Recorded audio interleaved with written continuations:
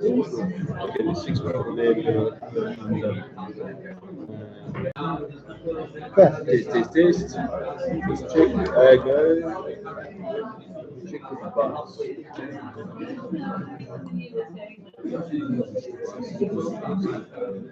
Everyone reached the box.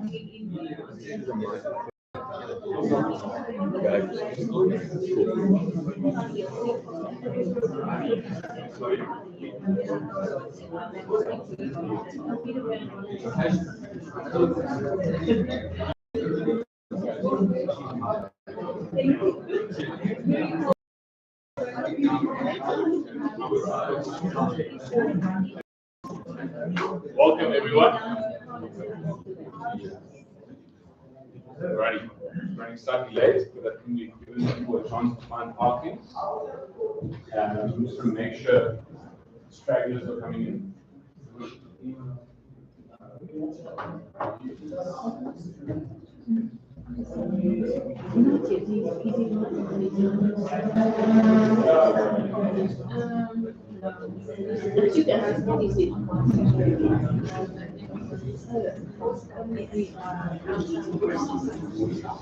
All right, everyone. Thank you for joining. That's the agenda for this evening. Can everyone see the screen? Yes, thank you. You may want to move, Claudia. Can you see? I'm going to do a brief and hopefully not too painful intro, and then Captain Nat from Muizenberg SAPS will give us a bit of an address. This you guys will be bored of by the time this year is out. I showed this at the first community evening, and the question is where are we going? And it's just a friendly reminder to check yourselves and to check us. If you feel that we are being any of the things on the left, tell us no, don't be like that. And we're all aiming to be on the right. So we want to aim for a cooperative and supportive discussion. We know public safety or anything where you've got more than one opinion can be very stressful. And so we just ask you to all try to be green in your interactions this evening. Great. I'm not sure. Look for a switch.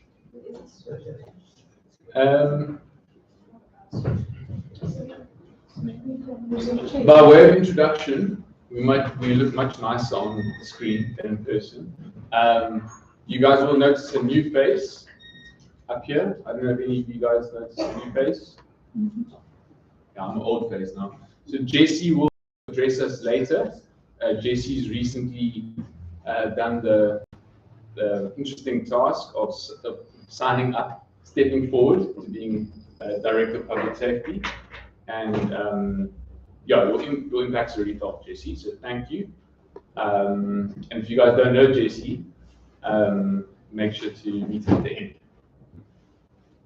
Okay, that's the mid-board. This is a mid-organized meeting, but you'll see shortly that SAPS Muizenberg has much more to deal with than the mid's concerns. Notwithstanding, we desire to work well with them. So, Captain Nat, over to you. Thank you. I'll sit and drive while you. Good evening, everyone. For those who don't know me, I'm Captain Nat. I'm one of the commissioned officers at Muizenberg SAPS. And yes, we do have a good working relationship with MIDS. Been working with them for a very long time. I've been asked to give a small overview of a few points that are on the agenda there. The precinct map, I think we'll start with that. Obviously, we've got a very strange looking precinct. It starts in Cork Bay. We're going to start on the side of the wall, covering that section of mountain all the way up to Silver Mine. And then we run down past Cork Bay, St. James, from this area. And then the areas in between, right up to Steenberg Road, which includes Lakeside, Sunflay, and so forth.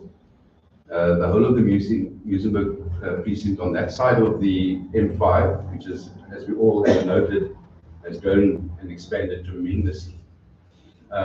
We then run right up into Military Road, past Vrygrond in that area, which is also, again, not many people know this, but has expanded to beyond belief. The amount of informal housing that's gone up out of the sight of the public between Vrygrond and the dumping site, you'll get a fright of your life if you can see what's happening there. Furthermore, past that area, we then work Sea-Wings, Overcome Heights, Military Heights, Village Heights, all informal settlements. Also with a massive populace, large increase of people. And then it runs all the way down to Pelican Heights, and you can see right at that side down there. So it's quite a distance from the one side of our precinct to the other. Now, I started here in 2008, I think, and we had, back then, 140 police personnel. We're currently sitting at 10.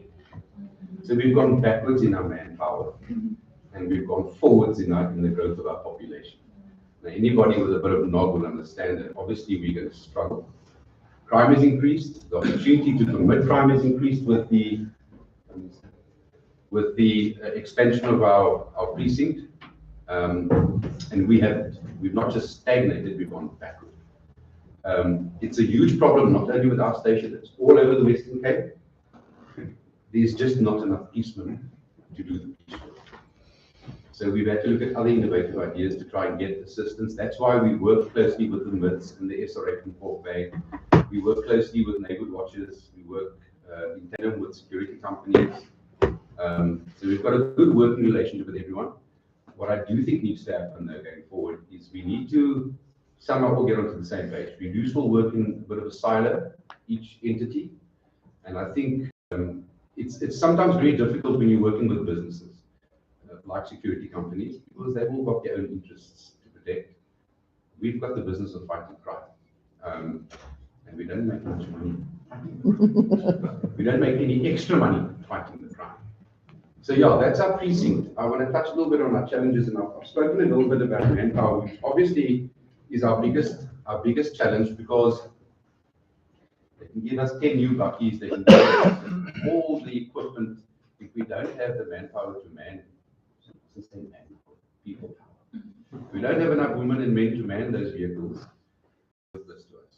Currently, we've got 4 ships that attend to complaints, and they run on a 24-hour cycle, 4 days on, 4 days off. Those ships have an average of 7 to 8 persons on that shift, which includes 1 telecom operator. So that leaves you with, say, 6 to 7 policemen. And policemen need to take leave, policemen to go sick. I'll give you a perfect example. Tomorrow evening, in your precinct, you can have 3 policemen on duty to cover that area that we've got to cover. How do we possibly achieve that? It's an impossible task that's really made me very great. So we are struggling. There are reasons for that. One member's on a course. There are 2 members on leave, and the captain, who's a Muslim guy, is taking off because I think it's a Muslim, something like that. So there's these constant challenges that we face. We do try and supplement. So we've got the 4 shifts, and when we do have problems, what we do, we've got 2 CPU units. These are, I like to call them the point of our spears. These are the guys we send into the gang areas, the hotspots. So they will basically always be deployed. You'll never see them this side of the precinct. That's just the truth of it. They will be deployed in Sector 1 and Sector 2, which is the Vrygrond area and the Hillview, Sea-Wings, and the informal settlements. We've got 2 groups of 4 members on each group. They operate according to our crime pattern analysis. So we look and see that this is when the gangs are flaring up. These are the hotspots, and we push them in there. Very young, agile guys. Don't mess with them. You're going to come second, which is good. We need that attitude out there. Just last week, they attacked the 1 CPU group. They shot a hole in the middle of the windscreen, missing the 2 policemen and the 1 policewoman at the back. There's actually a video, I think, on Gateway and some social platform about that shooting. That's whilst they were driving patrols in Europe. It's not a well-known thing, but we've got very, very violent areas in our precinct. Luckily, they returned fire. recovered the stuff, recovered the firearm, and we arrested the guy who shot. We shot him twice in the legs, very bad shooting. Anyway, we recovered him the following day, not having gone to hospital, treated his wounds. He's a known gangster. So that's the type of challenges we're facing, and that's why we so struggle to give a real good policing service on this side of the wall. That's why it's imperative for us to have a neighborhood watch in almost every area.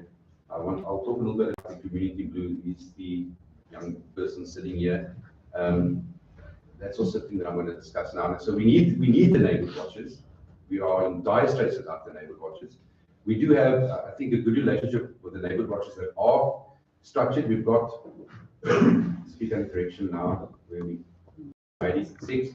six. We've got 6 operating. We've got 1 in Lakeside.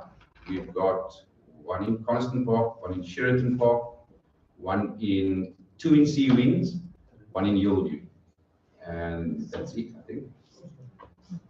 Sorry, Costa de Gama. We have got 1 in Pelican Heights. We haven't had contact with them for some time. COVID, unfortunately, has really hampered our efforts with neighborhood watches. Sorry, we've got Liz May as well from MENW. Really well-known neighborhood watch just on the other side of the small pond there. So we've got very good working relationships with the neighborhood watches. And I'm going to quickly just transgress, go back to our deployment. So we've got the 2 CPU groups of 4 people each. Then we've got our sector managers. And the sector managers, we've got 4 sector managers. They are deployed also there's 2 on a group. They are deployed 4 days on, 4 days off. Their hours we adjust the hours to work with the neighborhood watches. So they are our community police officers, if we can call them that. We've got 3 sectors. It's sector 1, which is the first section, the blue section. Sector 2, which is the green section. The yellow section. Sector 2 is the green. E is this side of the wall, the Cork Bay Lakeside side. So we've got our sector managers who have to work closely with our neighborhood watchers. They've also got to do all the schools in our precinct, and we've got tremendous problems at the schools. Tremendous. I can't describe to you how busy the primary schools keep us with drug abuse.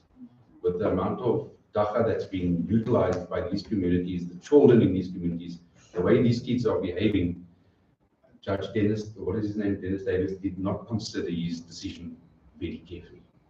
I've seen 9-year-old children stab teachers under the influence of drugs. So it's all good and well to say that it's now a legal entity. It's a complete different kettle of fish if you go and apply that same understanding in those areas where the parents don't have control of these kids. So anyway, so the sector managers are responsible for all the social crime we try and tackle. So we visit schools last month. Where's Michael? We did a search at Falsbeck College.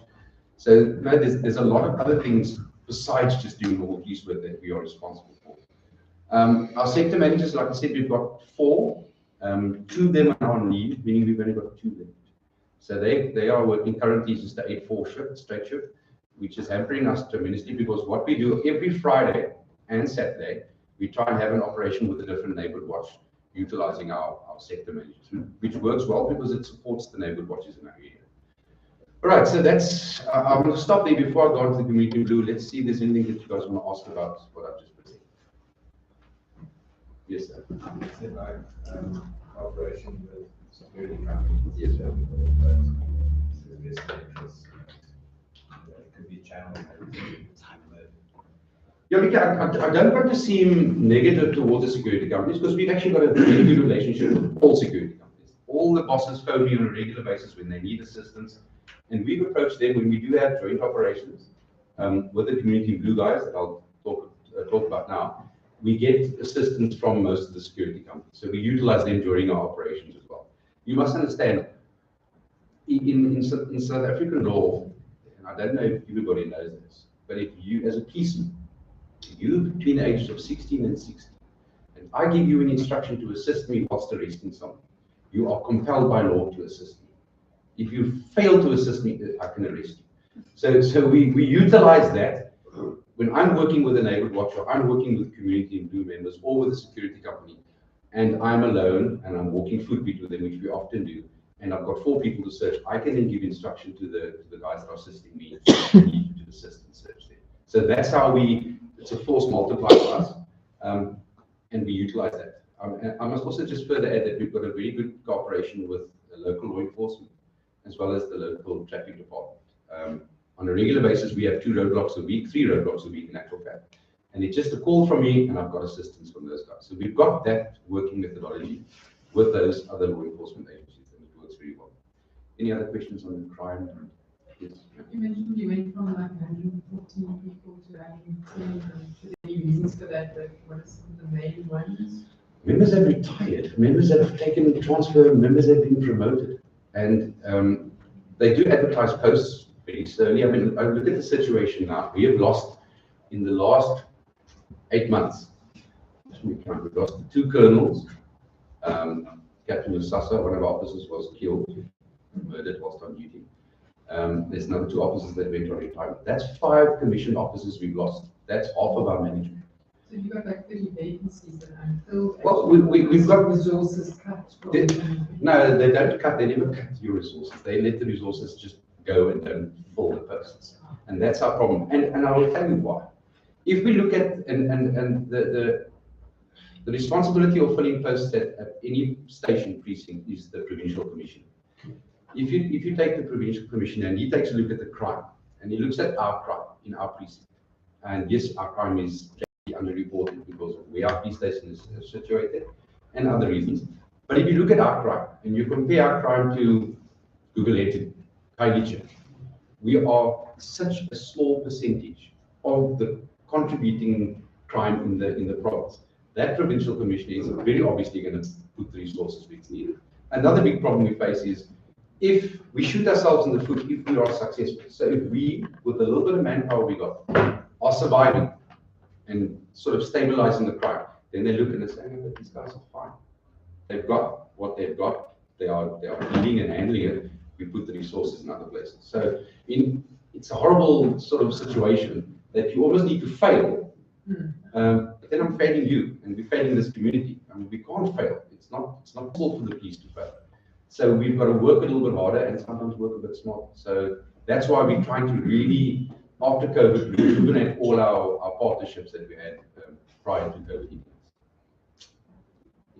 There, just a question at the cash machines at Checkers. I've twice been managed to avoid people who were trying to help me, but there've been a few cases of people in Senegal, maybe particularly people who are here from overseas, and I know of many cases. There should be at the Checkers at that centre there is security.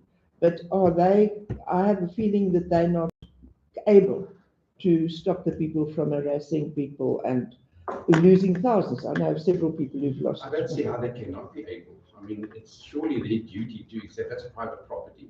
They are giving a service to the owner of their property. They should definitely be, maybe they're not informed enough, maybe they're not educated enough on how to do it.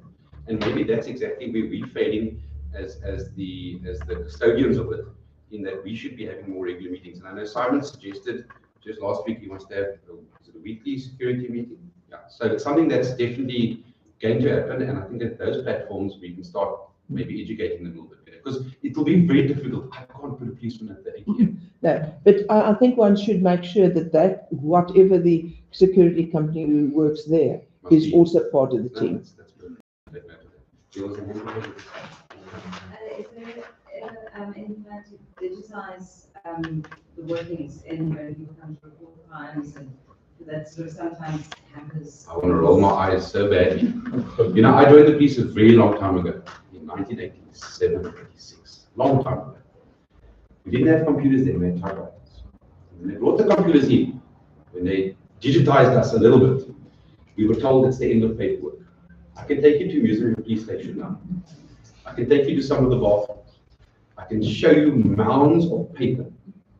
It's as if we become obsessed with feedbacks in the police, and that's a big hampering fact that we are fighting. It's an internal battle that we are fighting currently. That people can't use the... No. Everything is, you see, obviously with a sworn statement, it's a difficult thing. I need your physical signature on a piece of paper for me open up case dockets. So paper is almost always going to be part of our structure until one day we move to we haven't gotten there yet. We don't have electricity when the lights go out because our generator is not working. And they're not going to upgrade our generator because we're waiting for the inverter system to be installed. How do you have a police station when the lights go out? We don't have perimeter lighting around our police station. Value your community to help you out. Well, they have come forward. So yeah, it's a very difficult situation for us to face at the moment. But we're not complaining, we're doing what needs to be done. Very fine. Thank you, Captain. Thank you for your service. Just a quick one with the ATM thing. I am aware that there is now a guard that stands at those ATMs full time now. There is now a guard. okay. I've actually spoken to is the older gentleman who runs that fish and chip shop as well. He's spoken to the landlord there over and over and over again because he's actually caught a couple of guys trying to do that and chase them away. Just another thing, I know that I'm fully aware of what this meeting is all about, but my biggest concern, and I don't know, maybe it's other people's concerns, that we talk about load shedding, okay? We talk about what might happen in the future of this country. My biggest concern is as a community. Let's say there is a grid failure, okay, right? And let's say people start starving. Let's say chaos starts erupting. How many people have we got at the break rooms just down the road here? Yeah. As a community, okay, how does a community prepare themselves for something like that? This is something I know that maybe people sit in their bubble at home and think that's not going to happen, but this is something that might happen. There's actually a couple of many things that might happen in South Africa. We are in a bit of a hotbed of political nonsense, what have you. And it's just something that's one of the reasons why I'm here. I mean, I do want to be involved in it. You know, I've heard of other communities out there in the north, especially in northern suburbs, that are drilling up and actually starting to do like almost community defense groups, preparing themselves for, not in a vigilante way, but preparing themselves so that they are able to help police. So men and women that are going for training, for example, and starting to prepare for something like that.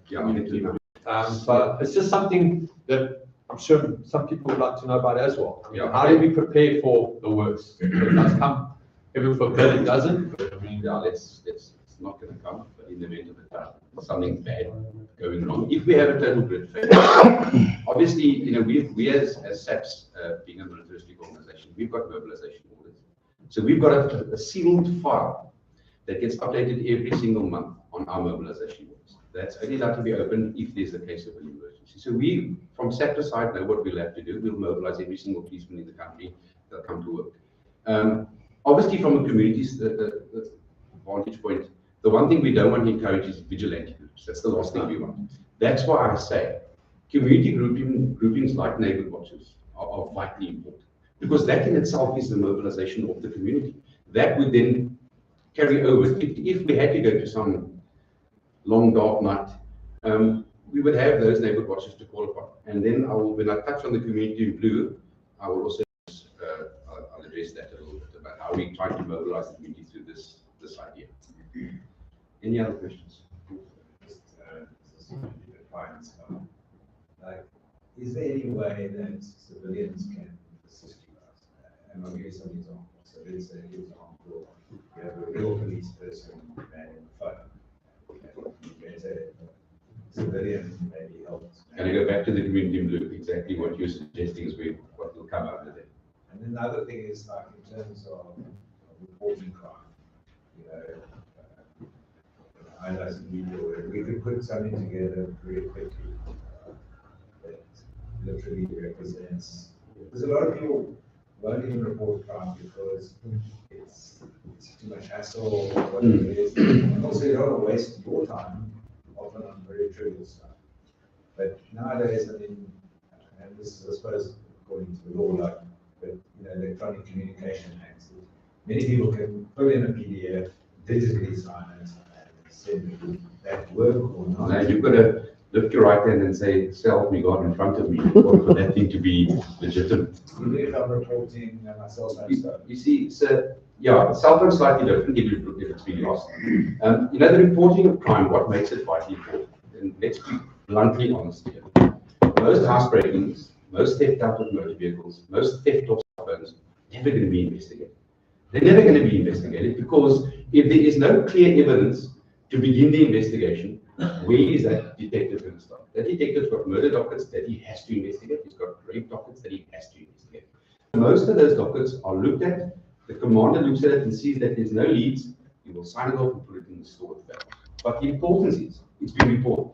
It goes on our statistics. Even when the PC says, oh, but they're surviving, and actually he looks at the crime that's now been increased, we'll get a hiding of the crime that's increased as the management there. But at least the crime is then reported. And then secondly, I spoke about our crime pattern analysis.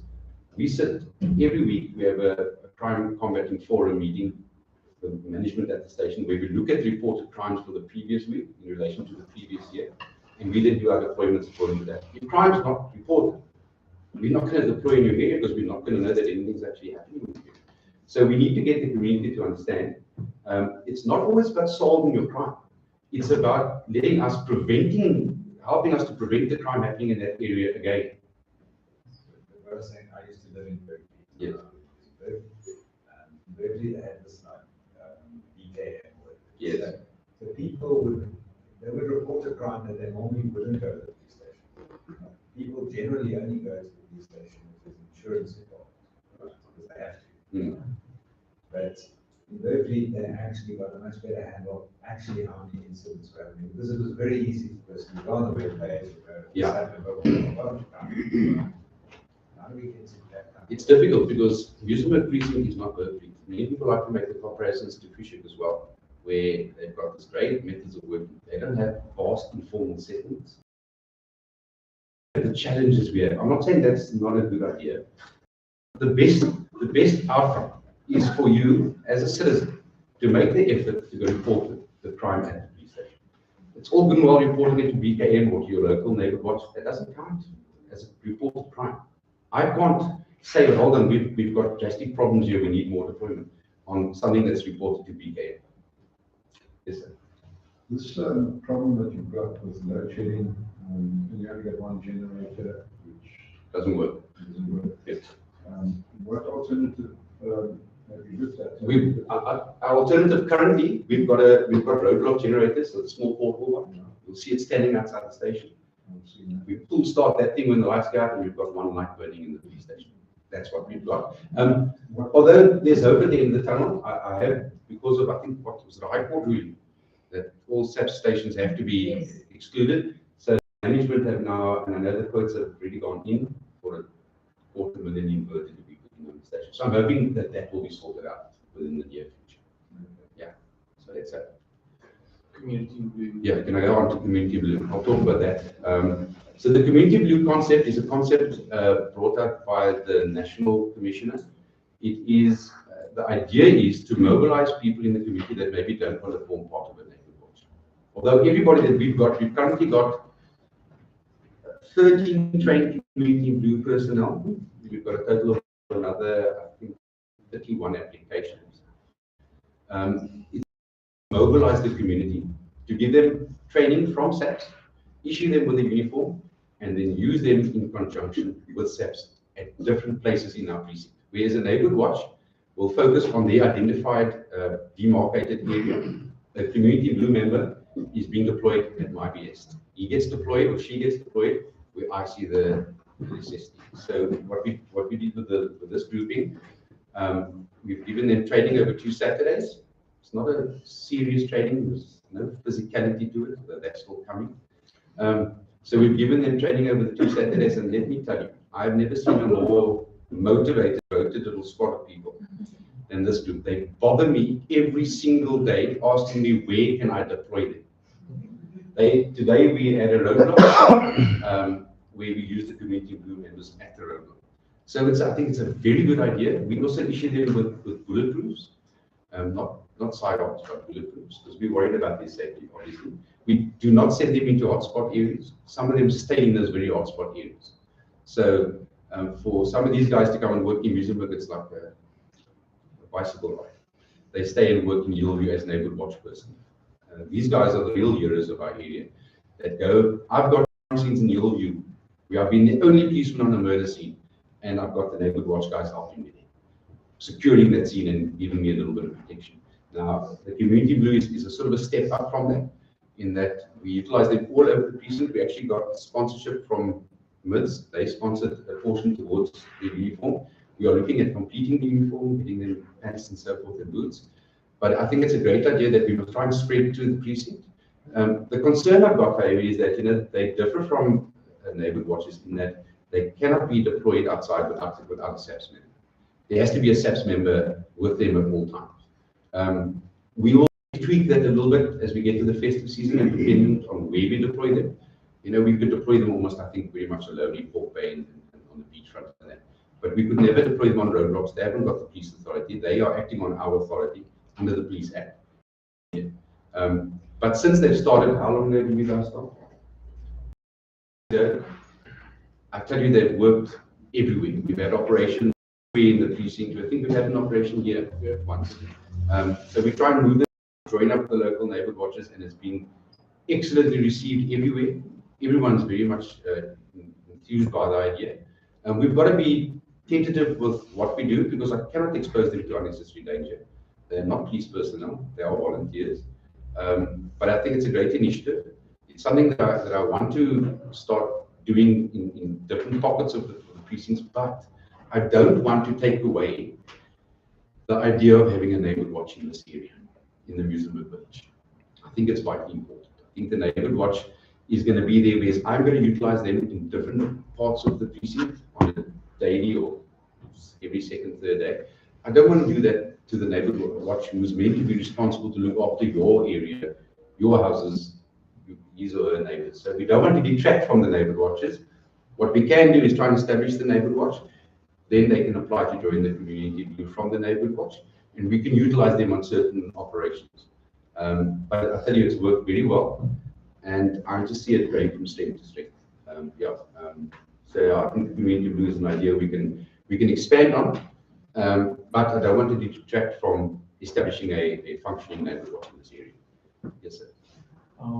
My question is, how do you ensure, because I do believe that people want to report cases, but how do you ensure the safety of the people that are reporting crimes?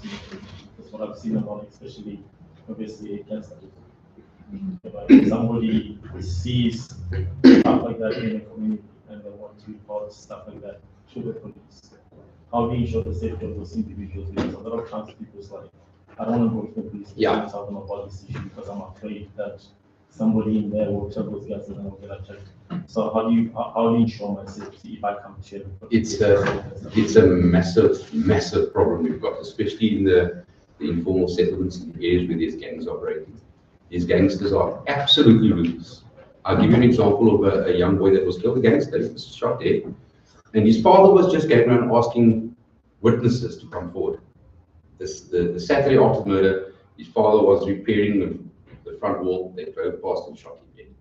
So it's very, very difficult. There's two things.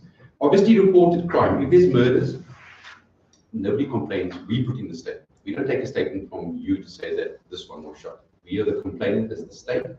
We'll put that in. But more importantly than that, is the providing of information to us as the police. Our successes are almost always, not most of the time, dependent on people coming forward and giving us information. And I've seen that dry up over the last 2-3 years. We're not getting the same quality and amount of information that we used to get. And that means that the gangsters are succeeding in the intimidation. We have got a witness protection program. It's not like an American movie. They don't ship your family off and give you a job. It just doesn't work like that in South Africa. And there is a witness protection program, which I know is very reasonably well utilized in places like Ocean View. Not so much in our area. Honestly, most of our murders are unsolved because we don't get witnesses coming forward. We don't get witnesses coming forward. How else are you going to solve a murder if nobody's prepared to give you a statement? And and the gangsters know that. So, I've got a big issue with, and I spoke about the deployment of time. I spoke about the deployment and our manpower situation. I think we've got to start applying pressure to our politicians and stop trying to think that the police are going to solve the crime in this country. we are never, ever going to solve the crime situation in this country. It's never going to happen. I've been a policeman for 36 years. I've worked in areas that you will not believe. We will never solve the crime situation in this country. The only way to solve the crime situation in this country is to get social workers involved, get into these areas. I'm talking about children this high, that are witnessing murder scenes. The conditions that these people are laying under, it's a wheel that just continues going. So you can lock up today's scholars, tomorrow you'll have another 5, 6, 7, 8 waiting to take its place. So we've got to apply a little bit of, I think, pressure to the people that make these decisions. Don't put in 1,000 law enforcement officers, rather send social services there. Get social services to protect the children. To send in 1,000 law enforcement or 1,000 policemen, we can go lock the people up. Do you know how many people there are take the place of those that we are locking up? I'll take you to Hillview now and I'll show you hundreds of people that are going to, hundreds of children that are aspirant gangsters. I can't stop them from becoming gangsters. We need social development involved. And that's where we're failing as a society. Yes, anything else? Yes, sir. Really endorse what you said there. The other thing is the cameras in the area of operation. And I think of one specific one at the end of Axminster that you can see probably 1 kilometer down the road and read the registration number, can probably see the color of your eyes. And yet that camera does not function. It belongs to the state, does not function. I've requested information on it. I've requested that as I was chairman for the Marine State Neighborhood Watch. I'm very afraid with all the workings of what's going on within the security cluster. The camera that I'm speaking about has been standing for probably 2 years now. I've requested from MENW as well access, so that the neighborhood watchers can have access to the camera by an API. You can sit and monitor it in 3 hours. So it's a question which we need some kind of clarity on. That kind of infrastructure that's out there. Yeah, not being utilized correctly. Not being utilized. I agree with you. I'll be the first to say cameras are not the end all and be all of solving crime. They are a deterrent. It can help in when we do our investigations. There's no doubt about that. I can't talk to the cameras. We are not involved at all with the operation of the cameras. I know you had a meeting recently, something to do with the camera room. It's something that I think there are a lot of cameras, especially in Sector 3, which is our sector.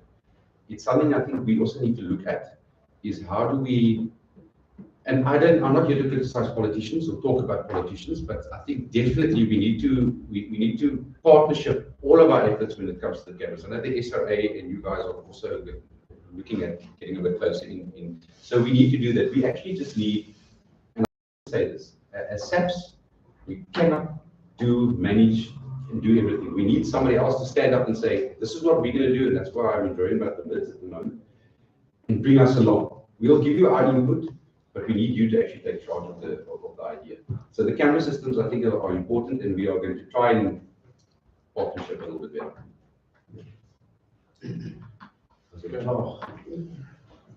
Yeah, thank you, Captain.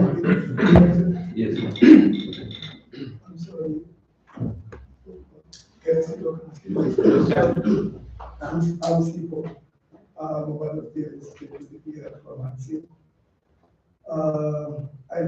since I've been working at Muizenberg, I'm like now CEO of Muizenberg. So I'm working for it before, and then now I'm in RC. But it's like I'm staying here now. What of my time I'm spending right now.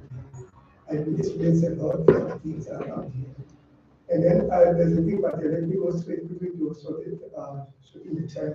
There's a gentleman right around there talking about like compare the area like area that's next to the Squatter camp, and then the area like it's not like in Muizenberg.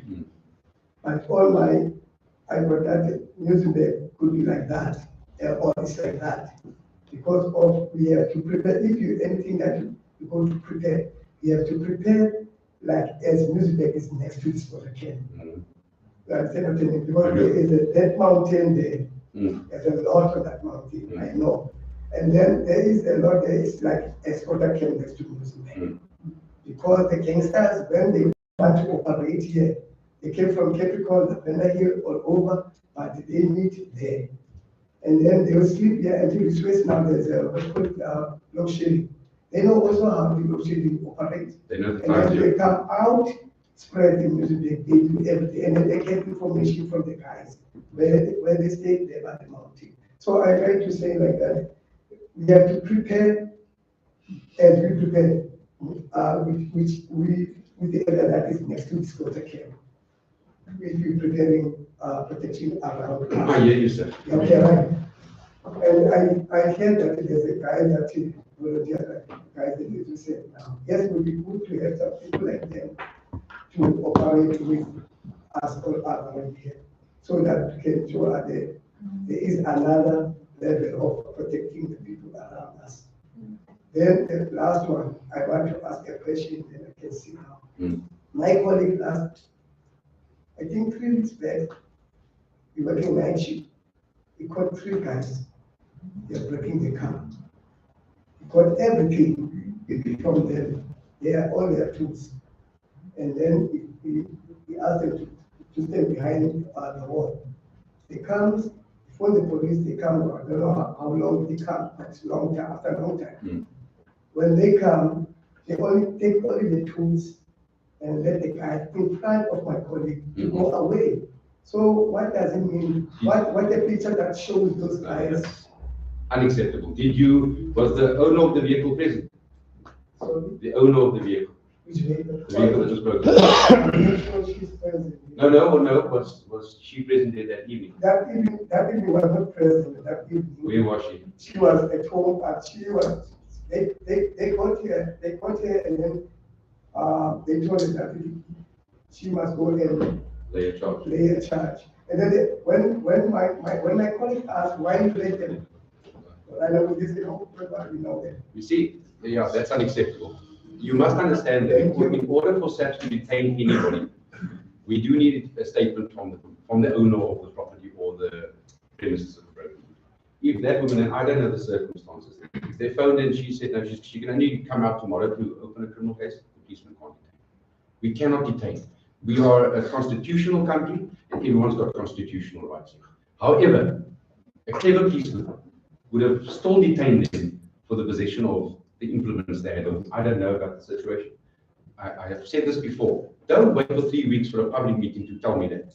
Then you must come to the police station the very next day, and you tell me, sir, last night 3 of your members didn't do their work properly. So, my colleague think what all is detained. Then you must come see. And then, the other thing that's going to ask you, where we have to go as a security guard, where we have to go to if we do not feel necessarily feel happy with the service in the police station. Because some of the police, when I get a suspect into the police station, it's like a joke. So I want to know from now or from you which side where I have to go to. You will see as you come in the police station, there's a board behind you. As you look into the police station, there's a board. There's officers' numbers on that board. There's a duty officer. You phone that duty officer. Okay. You phone that officer. Because let's be honest, there are lazy policemen in the police. There are corrupt policemen in the police. There's nothing new. I will tell you the majority of our policemen are hardworking policemen. Of the 110, 100 are working. There are 10 that are not working, that I can promise you. We're trying to get rid of them. It's not easy. The policemen have got unions now. The army's got unions. So it's a little bit of a tough battle. I have seen an improvement in the amount, in the quality of policemen that have come out. The last 10,000 that came out, we were promised 2. They are biased, but they're all going to the right squad for next year's elections. The 10,000 of them are all being pulled to the right squad. I think I must stop talking so you can go on with your meeting. Yes. Thank you, Captain. Okay. Thank you.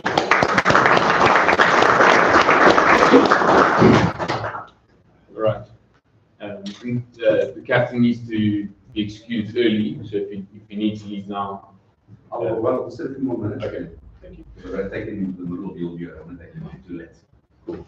So this, I'm going to be very quick. It's by way of introduction, I've asked Riaz to say a thing or two. How did I meet Riaz? it was through Heidi, I think, and Heidi is the secretary for the CPF. CPF is the Community Policing Forum, and every single SAP station in the country should have, and probably does have, an active community policing forum, and I guess effective to the extent to which it has volunteers. And it was through Heidi, who I know has been a long-standing, I won't ask you to stand up, Heidi, don't worry. Has been a long-standing volunteer and a stalwart of Muizenberg, along with many others. Do you want to join me here, Riaz? And Riaz has experience with the Kenilworth police station, and I'm not about to ask him to do a comparison, because we know every single police station is different. But what I asked him to do was maybe just prepare a couple notes around, from a community perspective, how can we box smart, how can we get behind the civil servants that are SAPS. Thanks. Thank you. About what my experience is, Claremont Police Station covers a number of sectors, which I used to be a resident of Sector 4, and there's something called a tasking sub-forum, which was formed by the CPF. It doesn't necessarily contain any members of the CPF, but that sub-forum, we combine two sectors, so just sectors 1 and 4 meet every week on a Tuesday at 10 a.m.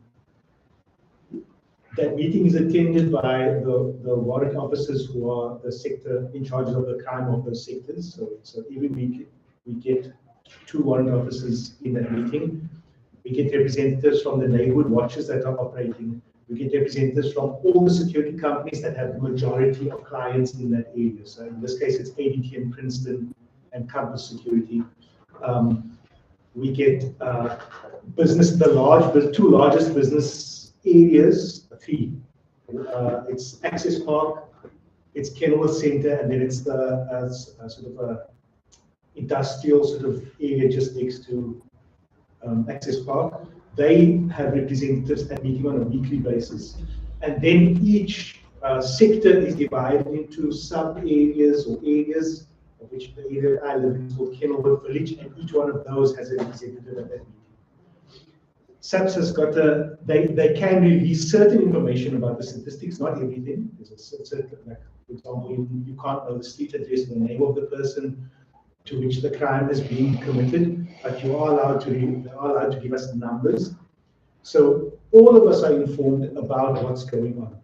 But there's a sharing of intelligence, because there's often a gap which a security company representative might know a bit more about a particular crime. Maybe residents in the area might know more about a particular crime. Maybe there are private cameras that have caught that particular crime, etc., etc. Through that initiative, which I've been a member of for 10 years now, if we compare the crime statistics on a monthly basis from 10 years ago to now, crime has been reduced by 2/3. We're at 30% of the level where it was before. It can be done. It's a process that evolved over time. When we did a little CPF meeting, and one of the captains was present, Muizenberg captains was present at that meeting, and he spoke about how well resourced Claremont Police Station is in comparison to Muizenberg, and he spoke about the fact that Claremont Police Station has a unit just for shoplifting. We didn't get a chance to go into that, but we didn't have it at the beginning. But after 5 years of having the data, the reported crime numbers, we as the tasking subcommittee in conjunction with the Community Police Forum could use that information, the reported crime, to be able to coerce SAPS to creating a unit for shoplifting. So it's all about data. Okay, so that's just by way of introduction as to what my experience is. Please forgive me if I'm repeating information that you know, and also I'm not trying to transplant that pattern onto here. I'm just going to say what, in my experience, worked for us. Okay, so the first thing that works is that anybody who's interested in safety and security, which should be every member of the community, needs to develop an understanding of the structures of SAPS. You've got to know what it means to talk to a constable versus what it means to talk to a sergeant versus what it means to talk to a warrant officer. Who's in charge of the station? Why? Because there's 3 or 4 captains. Like, which one is actually who? Where does the buck stop? With whom? Who am I allowed to talk to? Who can I go inside and say, I need to talk to that person, and you will be granted access to that person? You don't know. What will happen is, if you're not aware that you're going to talk to a constable, that constable may not be English first language. Okay? He'll take a statement from you about something that's happened. He will dictate the terms of whether he thinks that's a crime for which a documents were open or not. So if you have the knowledge, you start taking the power in that situation. You can say, this is a crime that needs to put, I need a docket open and I need to make a statement. Now, that statement, how that person takes that statement and that your name gets signed on, is often the reason why something will or will not get thrown out of court. And I'm going to use one case study, one example. So I've got all these case studies, I'm not going to do everything, but I'll use one case study of a situation, which is somebody broke into a home and they jumped over the wall to escape. But there was a witness who saw them do the whole thing, which is an open and shut case. This person was arrested. Right? So the problem was that person, to follow this individual, went from the yard, went through his back door, out of the front door, and then pursued the person. Without a doubt, 100% the same person. That case got thrown out of court because the moment you say you lost sight of somebody, and then regained sight of somebody, it weakened the case to the point where that didn't become something that was prosecutable. Now, if that got omitted from the statement, then that would be an open shut watertight case. So it's very important that one understands like the definitions of it, but I'm moving ahead. So important is, do you have the right person? Because there are some things that you have to report to SAPS and there are some things that you have to report to law enforcement. And you know the distinction between the two. What kind of crimes are for law enforcement? What kind of crimes are for SAPS? What kind of crimes are supposed to be reported to traffic? So that's very important that you understand those structures. Okay, the second thing is, you have to educate yourselves on what is the nature of the crime.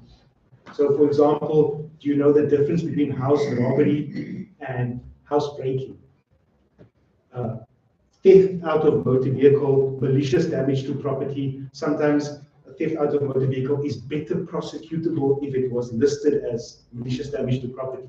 All depends on whether something was taken or not. So, I mean, I don't want to go into too much detail here, but the knowledge that you have of the crime and how and what it should be reported as is very, very important. And that will often decide whether, once it's gone to a court of law, that person actually ends up being prosecuted and serving time for it, or the case being kicked out of court. So that brings me to the next thing, which is just the process of reporting a crime. I reiterate the importance of that, Captain. We've already spoken about that. Those statistics are the basis for which the upper management is going to make decisions about resources. So you have to change the culture around reporting crime. Every crime that you know is a crime needs to be reported and a case number needs to be opened, not just for insurance purposes. You do that so that you can have valuable intelligence about what's going on in the area, what the patterns of crime are. And those patterns actually help to police those crimes. The fourth thing I want to say is what worked for us in Claremont Precinct is positive and constructive communication between the state, the municipal, the civic, the community, the civic structures, the community, and private enterprise. We all got on the same page. That's when we managed to get reductions in crime. So that our process of getting that on the same page was the task in South Korea. if you remember the community, the fifth thing, probably the most important thing, is join the neighborhood watch. Now, people have a misconception that joining the neighborhood watch means you're going to be on the street and you're going to be patrolling, but that's not true. That's, I'd say, about 30% of the people who are part of the neighborhood watch and I'm involved in Kenilworth called Harlan Neighborhood Watch. 30% or 20% of them are patrollers. But everybody who joins, and it's free to join, there's no membership fee. Every one of them, and anybody who lives there, has a 24-hour phone number that you can phone. So if you're desperate and you're trying to phone, and there are instances where 10-111 does not work. And there are instances where the station number, somehow you may not necessarily always get through to somebody at the station. But that neighborhood watch 24-hour line has never gone unanswered. It's never gone unanswered. And that neighborhood watch, because of the tasking sub-forum, is in contact by radio with SAPS officers on patrol, with all the security companies on a particular channel who are in the area patrolling. So there is always going to be an immediate response of some sort by people who are able to combat or protect or help with a situation of criminality.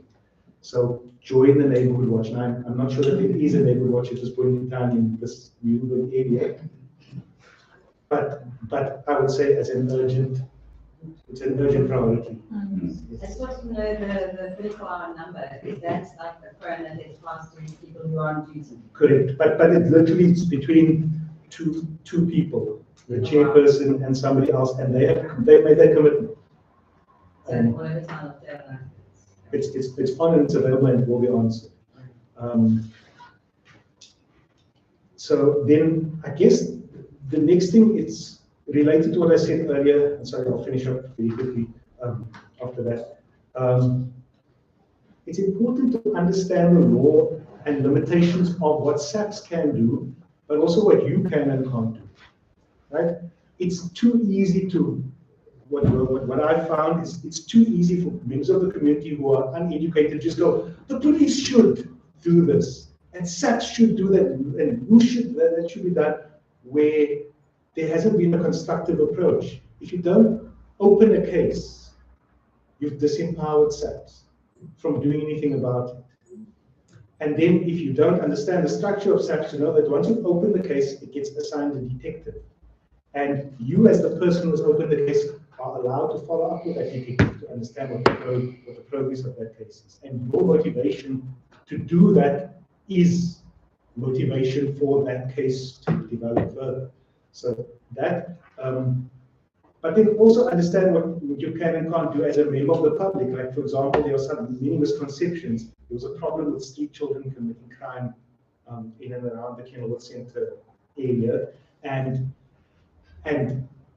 for some reason, this story went around that you're not allowed to take photos of children, that you will be prosecuted for, like, under the act that protects children from from depicting pornographic things. But in actual fact, if somebody is out in a public space, you can take a photograph of it. So a misconception led to a lot of confusion, led to a lack of identification, which stretched out a process where those kids could have been something could have been done about them because the law wasn't understood, and that wasn't understood at the Tasman Sub-Forum meeting where it was discussed by all these role players and nobody was clear on it. So I think it's very important that we be clear on the law so that you understand where your power is. If we understand these systems, then we are the ones in power. But if the systems just run by themselves with a lot of bureaucracies and it just looks like somebody else is always taking responsibility, then you don't get anywhere. And I'm just going to conclude by saying that to get Claremont Precinct, Sector 1 and Sector 4, from where it was to where it is now, was an endurance game. Nothing happened quickly. There are a lot of different personalities and a lot of different ways of working, and there's a lot of fighting and clashing, and over the years, it just became obvious to everybody who was concerned that working together just worked better. So it's not going to, these things don't happen overnight. They happen over time. It's important that everybody gets on the same page about what we want. And then we can move forward. And I just want to say, interestingly enough, Claremont is bordered by two areas that feed crime a lot, which is Hanover Park, feeds a lot of crime into our area, and a place called Bonnytown, which is a sort of smaller settlement, informal settlement. And engagement with those communities has helped us. We also feel a lot less, what's the word I'm looking for, alarmist about them. So I know that there's struggles with fragrant at Capricorn and those areas, but I've been there and it's not all bad, right? There's a community of people. If you go there early morning at 5 and 6 p.m., you'll see hundreds of security guards who are living in that area coming towards you to come and be our security guards here. So there's hundreds of people there whose your safety is in their best interest as well, and they make up a large portion of the community, and there's a rotten part of the community, which is the gang area. But I don't think that you must look at them as hordes that are going to come and kill us like at the first opportunity that they get. It's a mix of people, and I'm going to say 60% of them are actually just want peace and quiet and a job, like everybody else. Okay, that's me. I'm going to leave. Let's see your questions. I want to just tell the gentleman there's a few houses in here.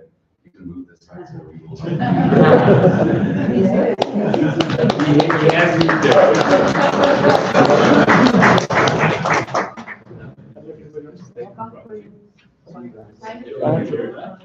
Yes. Thank you, Pierre. Thank you.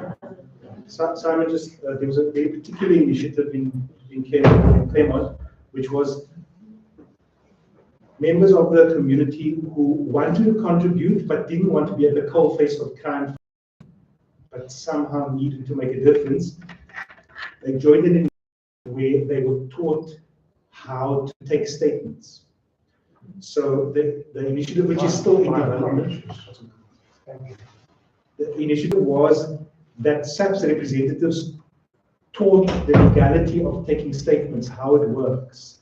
So again, that statement is the document that is going to either like allow a prosecution to happen or get it thrown out of court. So that statement is actually the most important thing that you could possibly do in a situation of reporting a crime.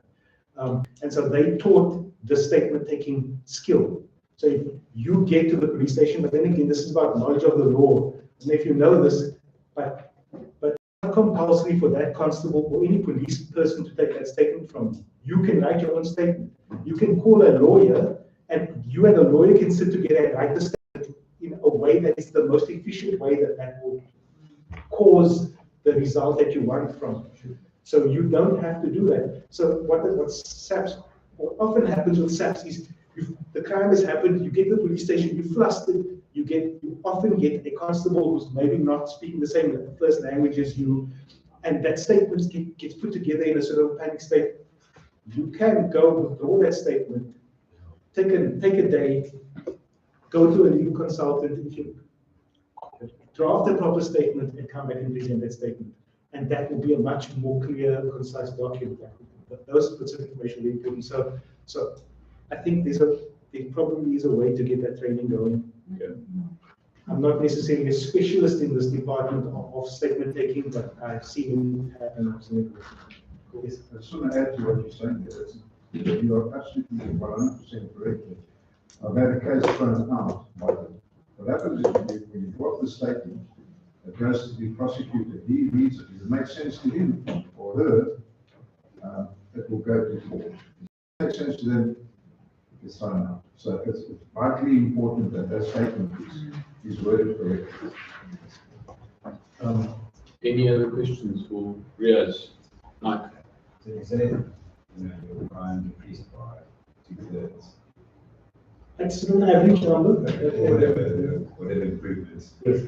What exactly caused that? I mean, it's all very well everybody meeting, but is it because you link radios, because you have more people on the beat? Is it, what actually caused it? So, for example, like an ADT guy goes, there's a silver polo that's just driving around at night, and he gives the number. This will happen at the tasking meeting. then somebody else will feed a little bit of information, but then they'll go like, oh, our cameras have picked this guy up. It's just a sharing of information, and the tasking meeting is also about like where to go forward. So we literally have the case numbers of things that have happened, and we actually talk about each case sometimes. Obviously, like within reason and within the legal what we're allowed to talk about. So it's like intelligence sharing, but you also the warrant officers will then change their shifts. Like just now, yesterday I was at the meeting where a shift change of the warrant officers of the sectors caused them to arrest housebreaking guys because we're all sitting with the stats together, we're all talking about the same thing. There's also proactive initiatives like now what they've realized is for us in Kenilworth, it might be different here. The burn days, we noticed a spike in crimes after the burn days, which means that people were using burn days to canvass the area. So now they did a sticker campaign. If anybody leaves their bins out, we first of all got the precise timetable, because I noticed here in Muizenberg, there's no precise timetable for when the guys are going to come. And that's a problem that needs to be tackled. And then anybody leaves their bins overnight, they get a sticker put on their bins saying don't leave your bins overnight. And it's like it's worked. We've got a huge reduction in the amount of people walking through the area. And then the other thing is we've decided that trolleys are, well, we don't have decided, trolleys are stolen.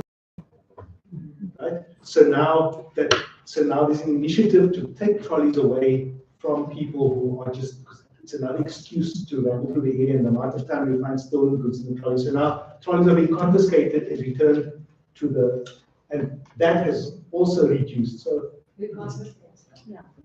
The trolley management company, can I add to your story there? When Dave Dalton stepped down, I asked him to stand in as chairman for the real estate asset work. The first thing I did is every bin day, I had the trolley management company come in and collect the trolleys that were coming into the area.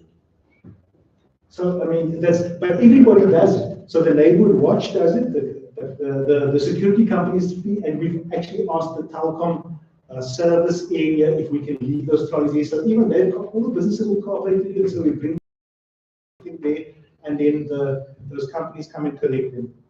That activity alone reduced the crime in our area by 60%. 60%, that's on record. I'll give you just one more example of what happens when there are career criminals who are in the area, which you get to know, especially for housebreaking. Like it's the same guys doing it all the time. It's always the same guys, and they go in for 2 years and they're out and they just start up again. Representatives from the community actually went, we made an appeal to the prosecutors.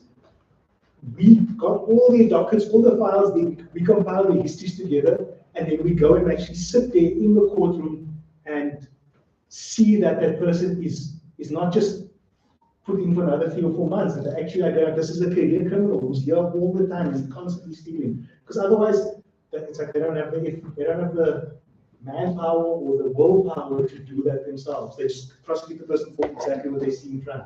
Now we compile that history. So it's another of me. Awesome. Thank you. Thank you.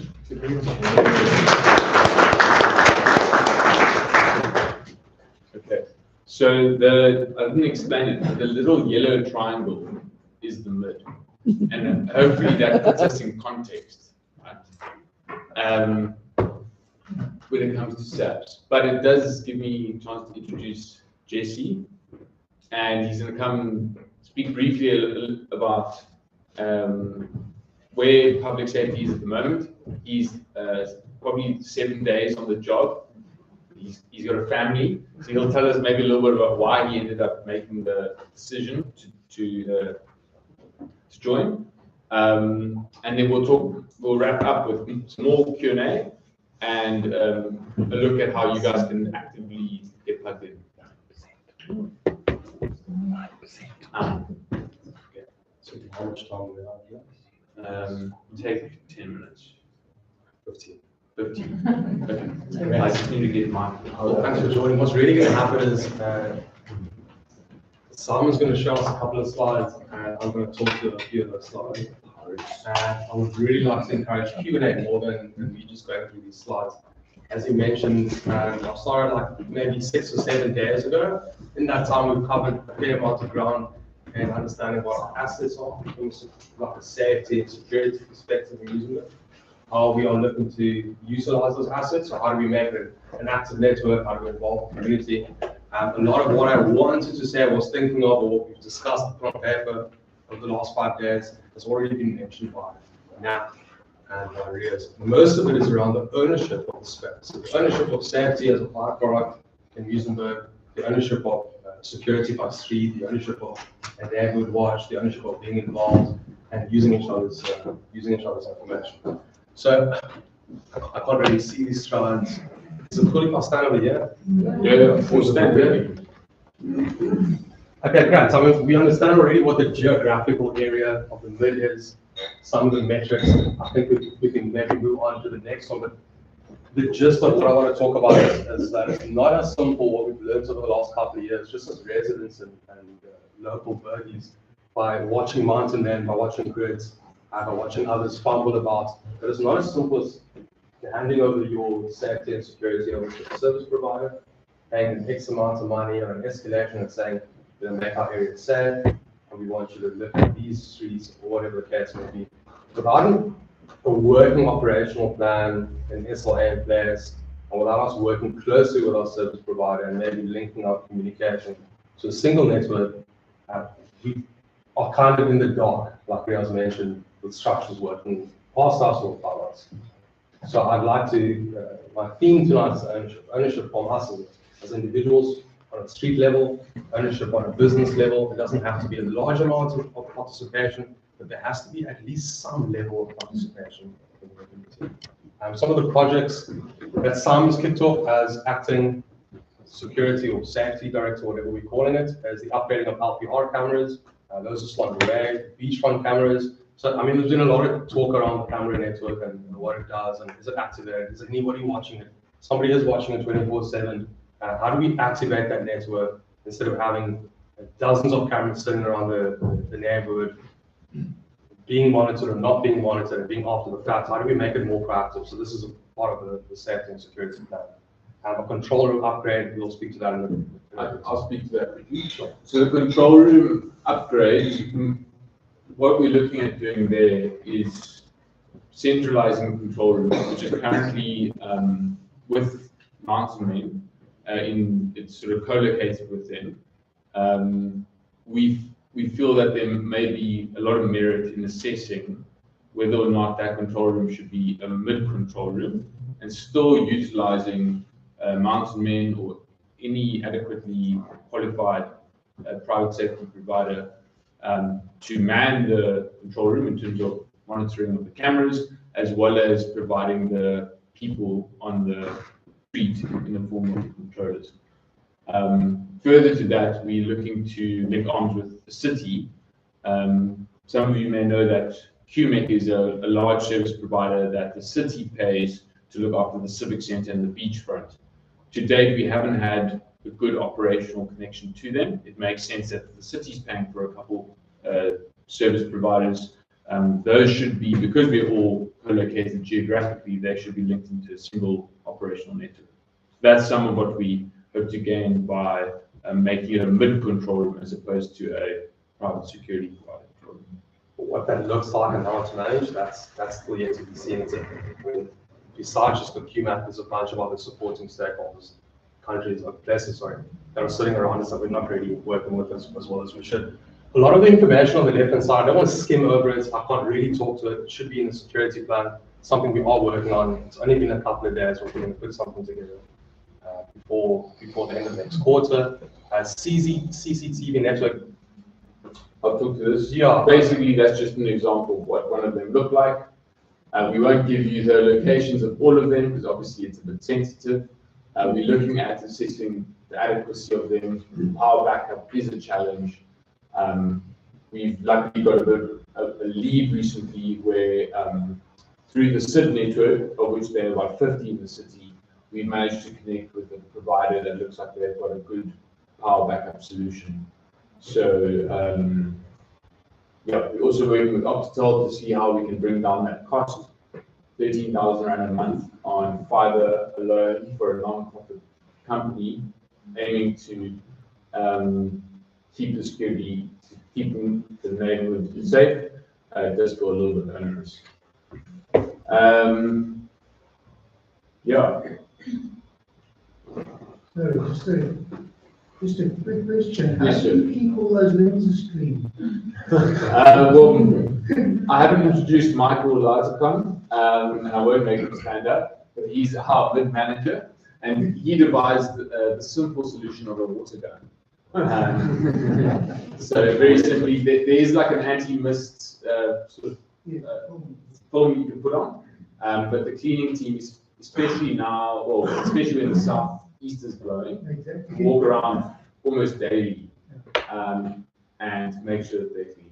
So, Related to the guys on the circular camps. We want those also bread. Now you have to be on the beachfront. But if anybody has any suggestions online or in the room about how to keep cameras clean in the southeast, that would be super helpful. Any sort of technical lenses or screens or film into the product. At the moment, it's a dude walking down there with a squirt gun, literally physically. And it works. It works, yeah, it works, sure. Other questions? Yes, please. My view on that, the three streets that joined us in the last 2 years. Chromo, Chromo and Cleveland. Yes. I don't see that you plan to put in there cameras. I don't think we don't plan to. I know there is an LPR on Promenade Road, which is the end of, I think it's Wary. But absolutely, and with Jesse on board, we've now got a little bit more capacity to look at projects such as expansion of the network. It will be done according to, I guess, crime statistics, and we know that that area has been particularly hard hit. So yeah, there's, in my mind, short of a budgetary constraint, there's no reason not to. Things to keep in mind is a point is 500 Rand a month at the moment, just for the fiber. We could look at private networks, but we need to look at the technology required in the control room to allow for private cameras to feed in. And then you've obviously got an additional screen required in the control room to allow for private cameras to feed in. And then you've obviously got an additional screen to look at as a camera monitor. So it sounds difficult, and I wondered if you had the same problems putting in those 19 or 55 cameras. Do you kind of intimidate people in the same way? Intimidate? But I feel like we're asking for an over-the-top sort of thing. I wondered if where all the cameras are, people are quite aware of what an enormously difficult thing it is. Cost-wise. It's not, I wouldn't say it's enormously difficult. I think the answer is. It sounds pretty hard. It is hard work. I mean. Did everybody who's got cameras at 55, were they made aware of how hard it was and how fabulously lucky they were to get them? Sorry, I'm in real pain, but I have to be, because we've been hit a hell of a lot. Yeah. You know, and it's like, enough now. We're buying lights to put on the poles. And, good. Well, it costs. We get a little bit like a cash car. Oh, really? We've arrived quite late to the party, and we've thrown the bucks. It'll be a hell of a night to get the cameras, and I'm being as sweet as I can be, and it's very hard for me. Well, thank you for restraining yourself. All right. That's, I have another. No, it's another question. Trader, that's certainly not getting sorry, I'll say questions directly. I think I need to get stuck in. Okay, thanks. At two previous meetings, the Cinnabars very specifically asked that there must be more more cameras south of Atlantic. Could we get a report back? I know you're looking at a bigger picture, but could we just get a report back on what's happening in terms of cameras south of Atlantic rather than a lot that are in the village.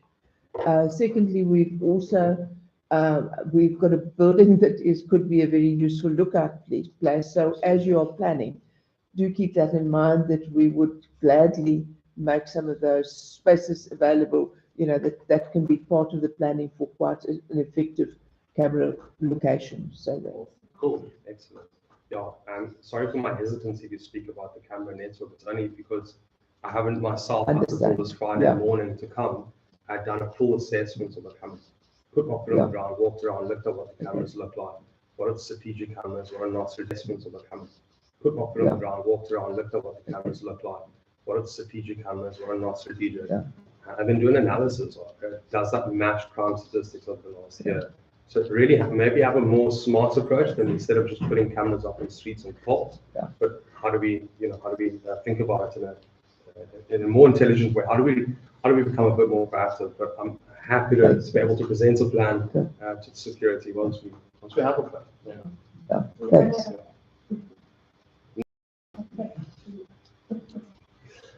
Should we keep going in terms of getting involved, and then at the end we'll so this sort of brings the evening to a head in terms of, okay, you guys have sat here in a relatively warm room, and you thankfully haven't had to listen to me speak as much as I did the last one, but what next?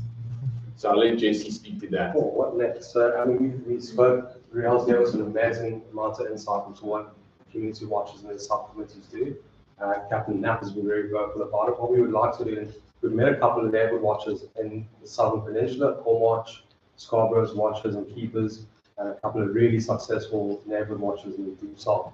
And what we would like to do is present an opportunity for everybody, every community member to get involved in the neighborhood watch at some level.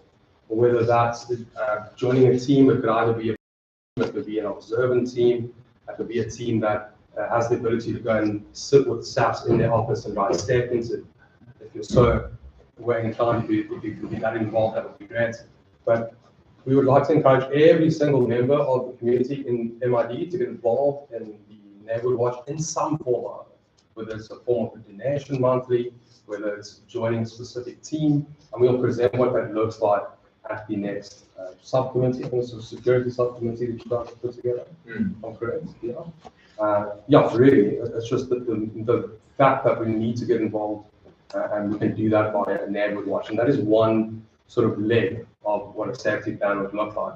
The other leg of a safety plan would be to redefine and get a service provider, is that a question?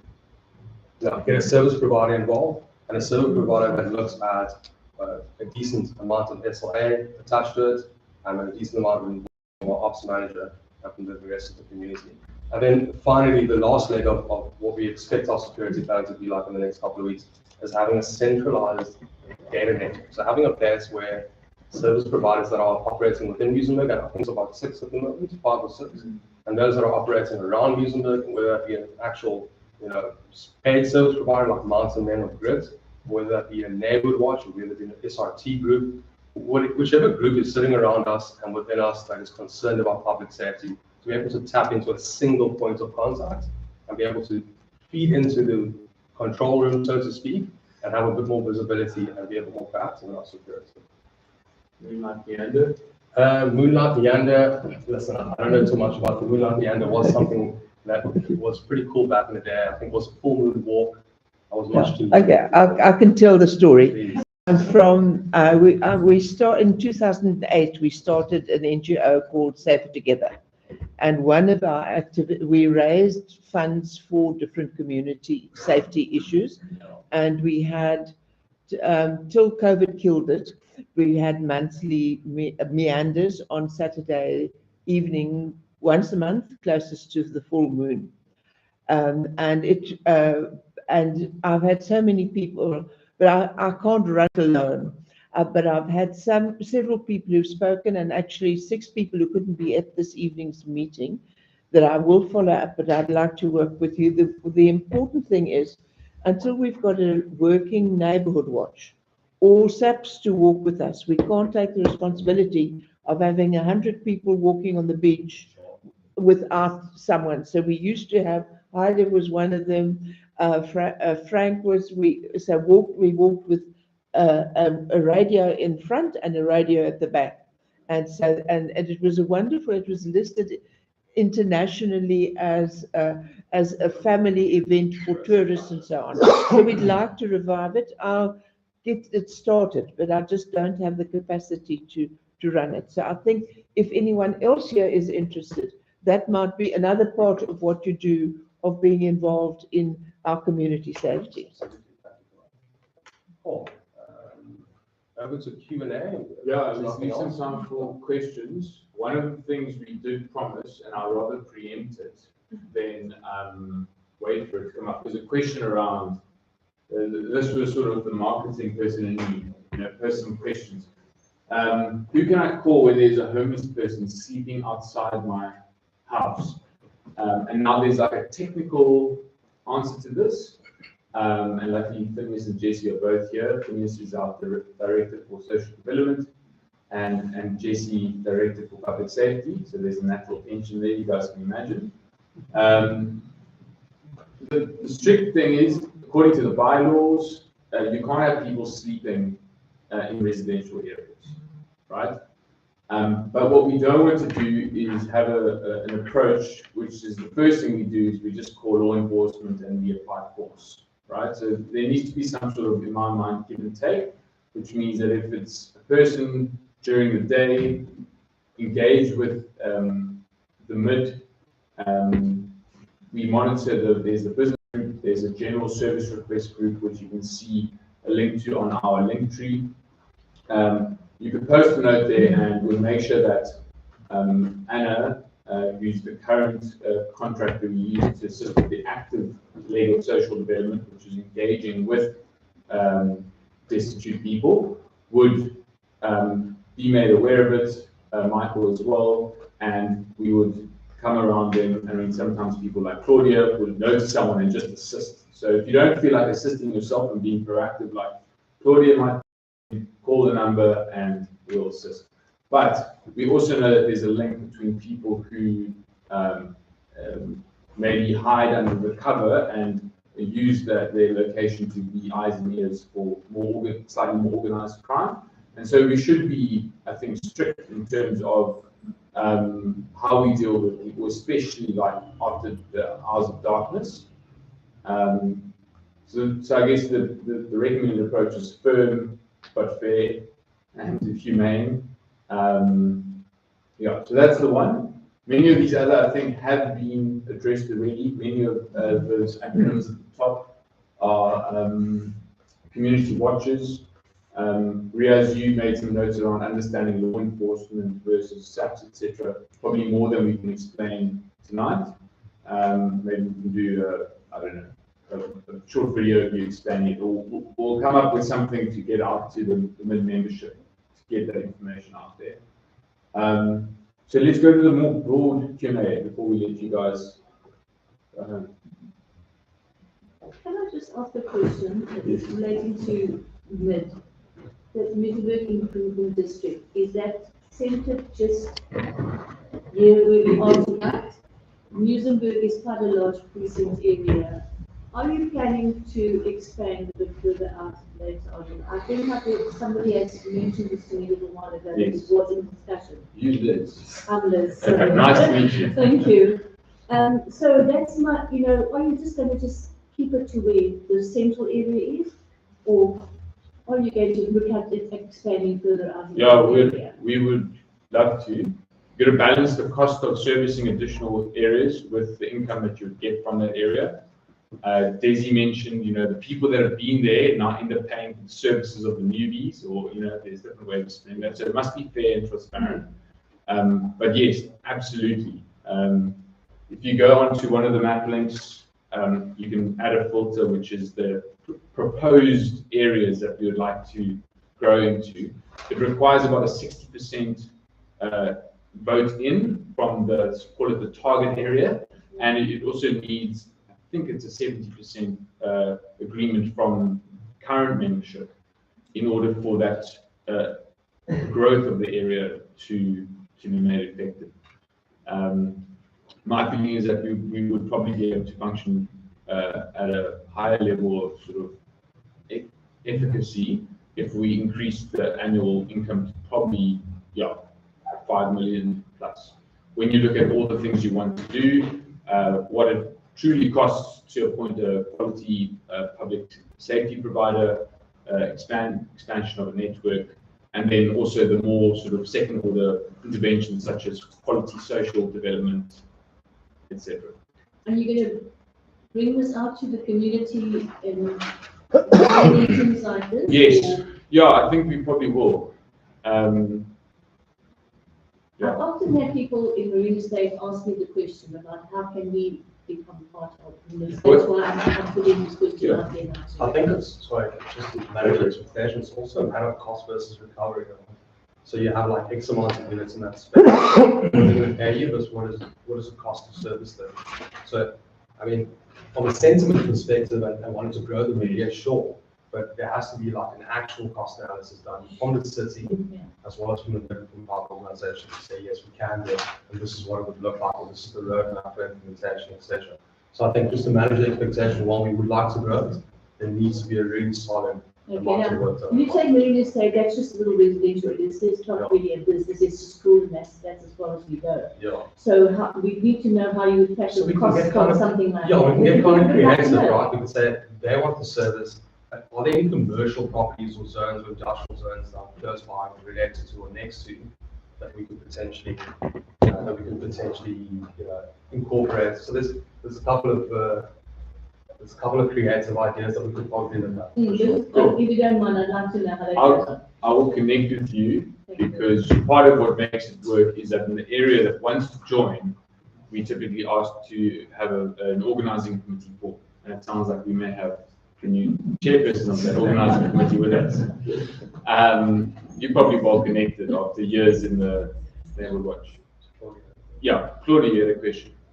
I want to make a suggestion. There have been some very interesting statements. There's been a whole thread of statements made tonight, which I think have linked together kind of proposed the idea of actually bringing to the fore a conversation about the relationship between public safety and social development. You've mentioned that there's a natural tension between them. I'm not sure that there needs to be, but if there is, how that's played out. We've heard about people being scared of laying charges for fear of response from criminals. We've heard of people being concerned that information has been given to gangsters from people who are in the area, people being camouflaged in the area, looking as if they are indigent but actually being the eyes and ears of criminals. There's been several statements like that tonight. I think that it's really important if we are asking people to become part of a neighborhood watch. I would sign up right now, but I want to make sure that I'm not being watched in a way that's going to attract a negative, potentially violent attention towards myself. I would like to have a conversation with you guys, but public, bring this into a conversation. I think it's a very important tension we need to. Anybody else can answer that question? Thank you, Claudia. I just have a point to make around that, which is there's two kinds of things that we have to look at. We're not looking to solve crimes. What we're looking at is high visibility and crime prevention. Crime prevention and solving crime are two very different things. When you start solving crimes and going to arrest people for commission of crimes, then it becomes about witnessing those sorts of things. I think the better strategy and the safer strategy is criminals are discouraged from entering into this area and trying to commit crimes because of whatever structures we put into place. So that's what, when people do at this part, that's visible policing, that's a unit at SAPS. So it's preventing. And even when one reports a crime, it's just there's a culture of not reporting things like if somebody tampered with your garage door or something like that, then you can't really make an insurance claim. You just don't. And I want to say that it may or may not have been in Muizenberg police station when I had a door tampered with at my house, that when I went in to report it, I was discouraged from reporting it. And I chose not to pursue it at that point in time because I wanted to just see what the culture was, because it is paperwork to be done. So once that culture shifts, I think it's just speaking about Kenilworth, and the fact that we've got a lot of gang presence coming from Hanover Park who commit crimes. But in Kenilworth, they like to see there are no young people contributing at all. So like the bulk of people are 60 plus in the neighborhood watches, and they're patrolling. And we touch wood, in the past 10 years, no one has experienced any violent intentions towards them or being hurt, because it's more about visibility and communication. Yeah, just also looking like Margaret, like more who's in her 80s, who dog with horse every day. She said in years, decades past, women would walk in the afternoon with other women with their children to feel safe, and then so therefore it's just following, it's sort of the broken window theory. So this is Ida Ramsey. So it's a broken window theory, which we always inspired us to follow. It's kind of changing, getting your space back, and being visible. So there was another group of people that would meet and walk about 6 around the village, or 2 groups would walk and meet, just like not late at night where the criminals are coming, but just being around. And that is something that anyone can do, even when you walk to checkers or something. But people like Margaret said she'd love to do that. She'd love to have people who have time. As we assess, they're all 60 and older, and other people who work with ours to do similar things. I want to just quickly read something from Louise McCann, who sent her apologies. One of her suggestions was a neighborhood stoop watch, a term I coined for a culture of being out on our verandas more and keeping more of a lookout while bonding with neighbors and community.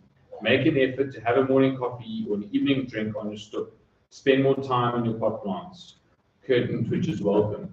But it's very much that. So maybe you don't want to get into a car with mag strips on the side and a light, but just being eyes and ears. And yeah, with that comes this thing. I mean, we've had a couple of incidents where people have been accused of profiling, and it can be quite sensitive because there's a dodgy guy walking down the street, and now what's dodgy? And I think, Riaz, you made such a good point in terms of not seeing a poorer area such as Vrykom as like another nebulous mass of like people that are like coming here. It's like, well, many of those people are a part of our community. So make an effort to know them.